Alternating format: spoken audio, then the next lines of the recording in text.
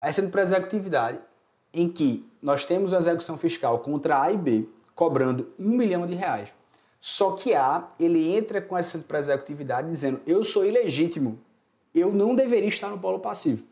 O que acontece?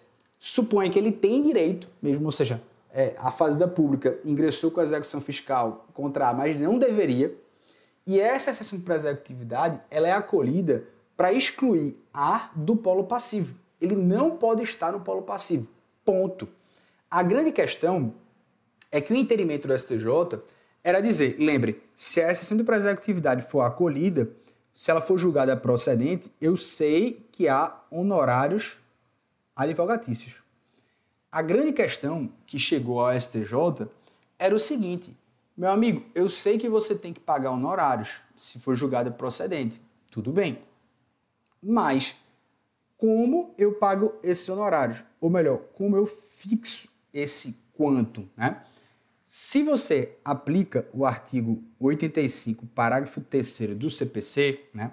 Esse artigo 85, parágrafo 3º já passou, né, por repetitivos, inclusive do STJ, né, que demonstram basicamente um escalonamento no pagamento dos honorários. Como assim, professor?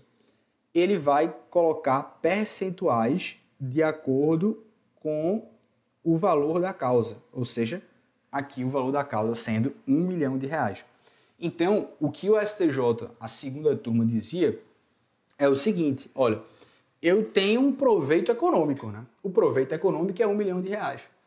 Eu não posso arbitrar os honorários, por exemplo, por equidade. Nesse caso, quando eu tiro uma das partes do processo e digo simplesmente que ela não vai pagar mais esse R$1 milhão. Por quê? O que é que ela não pagaria mais? R$1 milhão.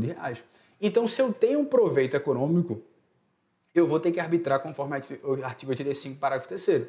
Eu promovo esse escalonamento e a Fazenda Pública vai pagar em honorários proporcional aqui ao proveito econômico que A deixou de pagar, que seria R$1 milhão.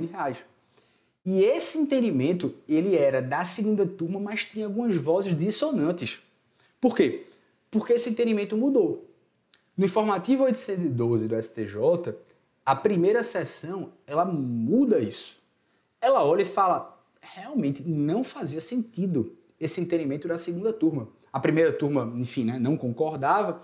Também tinha algumas distinções ali nas turmas de direito privado, porque elas não entendiam isso. E aí, o que é que o STJ passa a entender?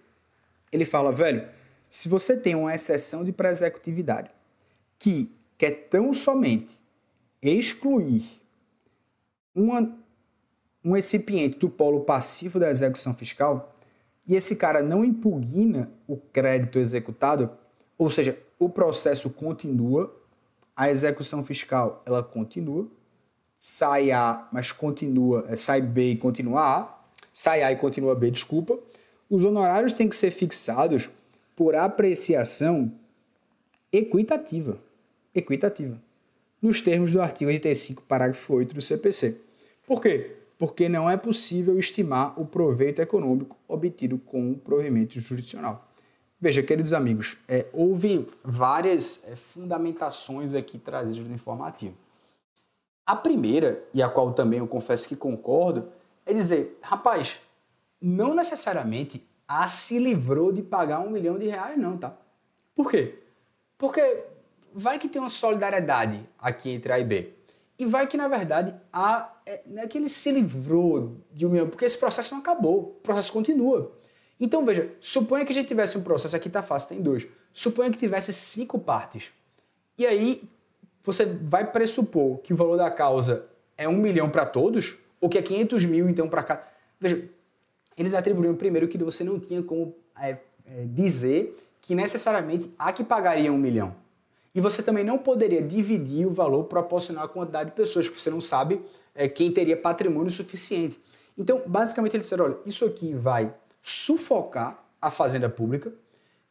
A gente não tem como dizer qual seria o proveito econômico por livrar uma das pessoas.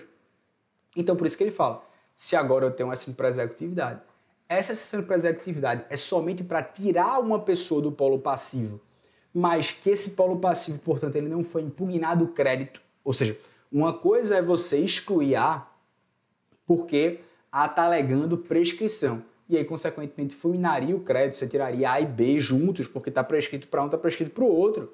Uma coisa é dizer, olha, eu sou ilegítimo. Se você é ilegítimo, meu irmão, tem 10 processos, tem 10 pessoas no polo passivo. Imagina a quantidade de honorários que a Fazenda teria que arcar e de maneira que você não consegue quantificar de fato em partes que, enfim, estão no processo, mas não são legítimas. E aí, por isso, o STJ muda e fala, olha, não posso dizer que o proveito econômico é R$1 milhão. Vai ter que ser uma apreciação equitativa, porque não é possível estimar esse proveito econômico obtido com esse provimento jurisdicional, beleza? Esse foi um entendimento bem interessante, porque ele muda a jurisprudência que então era vacilante, mas era o entendimento da segunda turma, e de certo modo traz mais razoabilidade, na minha concepção, no que tange a fixação dos honorários nas exceções de pré-executividade, beleza?